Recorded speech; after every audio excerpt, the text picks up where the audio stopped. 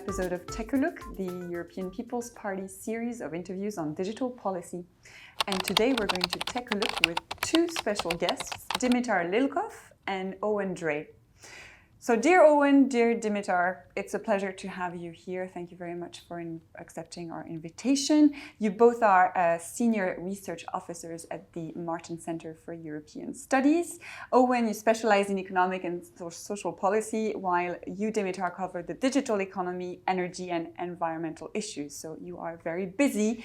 Very pleased that you made the time to join me today on Take a Look. We're inviting you today because you recently wrote a very interesting, very useful report, I have to say, called Regulating the Digital Future, a center-right approach to crypto assets and digital currencies. Now, in this study, you dive into why digital finance is particularly relevant today as a policy area, and you argue that the EU should really take a look closely at this to really make sure we are at the heart of that revolution, and that involves adopting a legal framework that protects financial stability while encouraging innovation. So my first question would be, how is that digital finance a revolution, as you call it, and why does it matter? Why should we care? And why should policymakers, as you cornered it, why should they take this age of digital money seriously? Perhaps, Eoin, you can... Yeah, and thank you for having us today. We're delighted to be here. I think it's a revolution because it's literally digital finance is changing how we do business.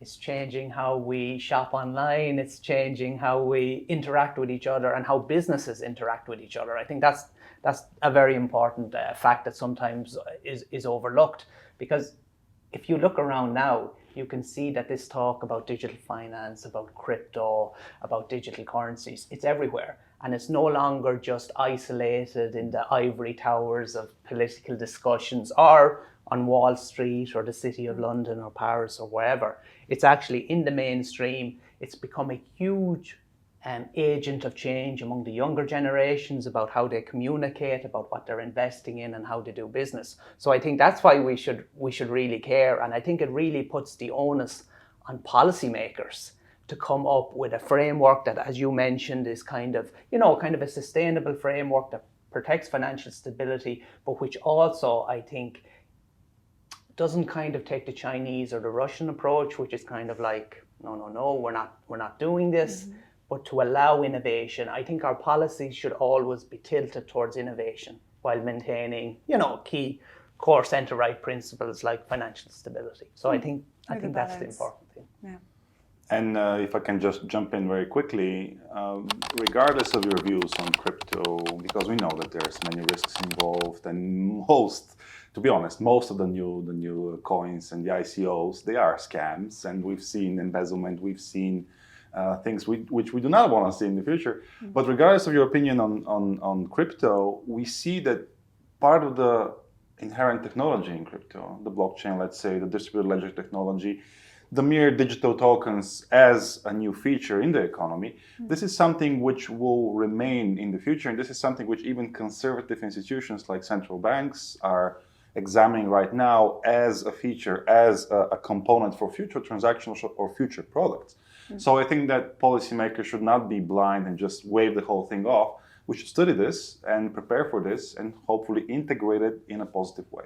No, it's interesting to see that some actors are a bit reluctant to crypto, and also I've checked some trends quickly. Just the way in which you have data per country, which countries are the ones investing the most. Well, where people invest the most in crypto doesn't mean this is where they make most money out of it. There's a lot of interesting readings out there increasingly.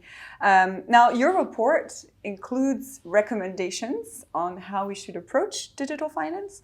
And in particular, when it comes to crypto assets and policymaking. And you write that European policymakers have yet to develop a general philosophy on crypto assets, and that especially our political family, the center-right, should even take the lead in this work. So what are your recommendations? What should this approach look like? Yeah, that's, we can start off from a really even political/philosophical standpoint here. And even I had people asking me, but wait, this is about crypto, it's about tech. Why are you involving politics? Why are you politicizing it? And I would say we need to politicize it. because it's very interesting. We're developing all these regulations on technology in different fields: AI, content moderation, monopolies online, all the abbreviations coming from Brussels. But we shouldn't forget that we're trying also to embed certain values in these technologies, and this is a political process. And I think, in 2 years' time we have the European Parliament elections. It's very important to politicize these issues, involve as much as people and citizens as possible, so that we can also make sure that these topics are, transparent, and we make sure that we involve enough stakeholders.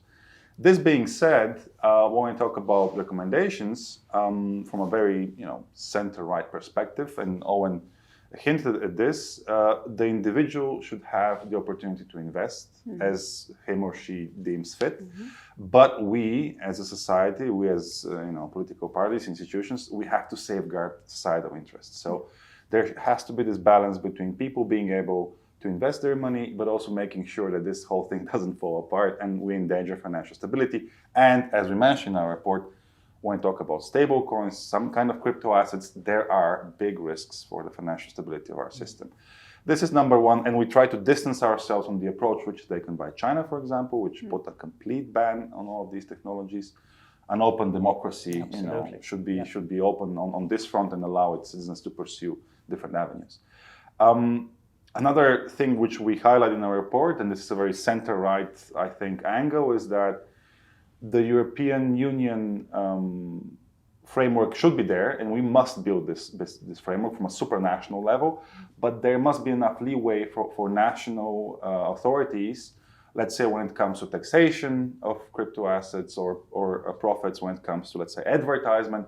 There's a number of important issues which every member state, every culture, every, country should deal on its own. So we shouldn't overtake the topic only from the supranational level.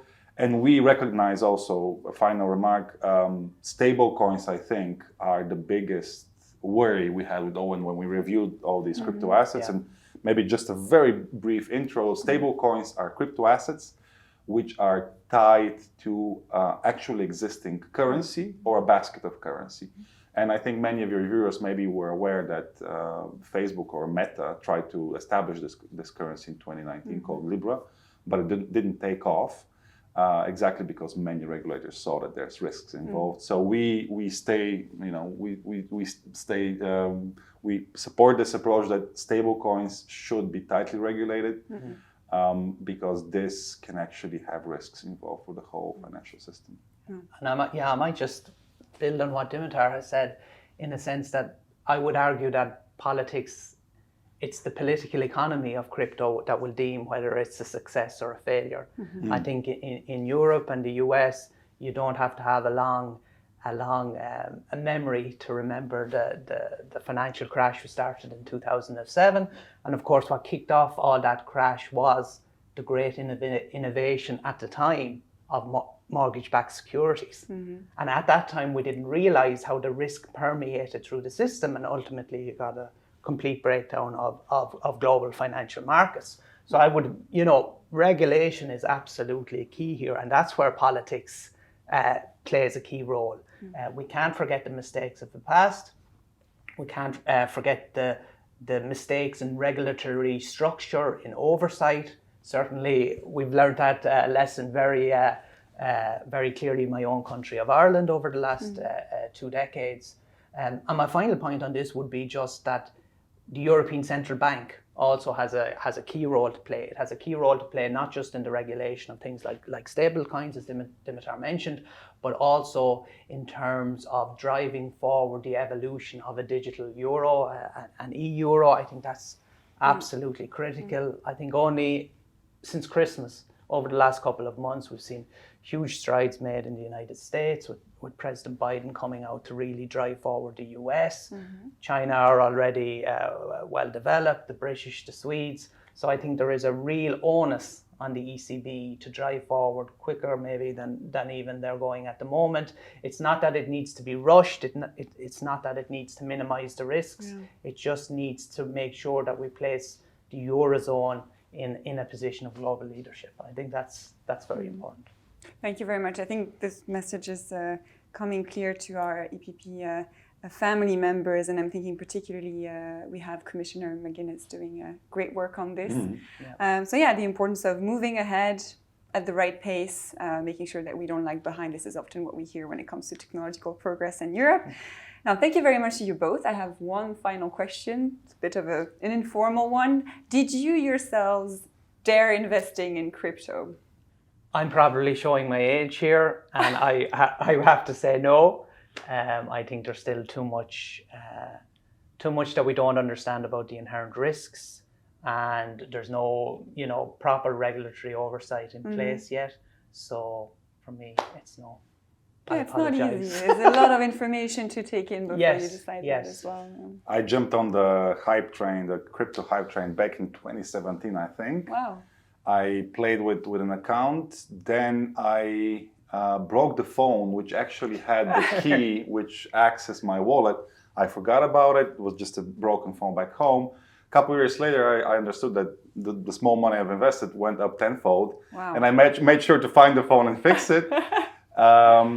So this was my experience. Now, because of the paper, I decided to have skin in the game and, experiment a bit again. And I also got on the hype train with the whole Dogecoin, if you remember, because a certain famous CEO online hyped it up. And it was a negative experience, which also, showed me that, you shouldn't invest in something only believing the hype behind it, and the whole thing failed. Yeah, but at least you tried, huh? There we go. I have to say, we all know this guy 10 years ago who said, I invested in Bitcoin, you should try, And then you're like, yeah, what is this? No, I'm not going to do that. And then here we go. Now it's very much in the hype. So we all know this guy, Yes, we all have one guy like this in our network. So thank you both again for coming today and sharing some updates and some insights from your report. I encourage everyone to take a look. You'll have the link under the video.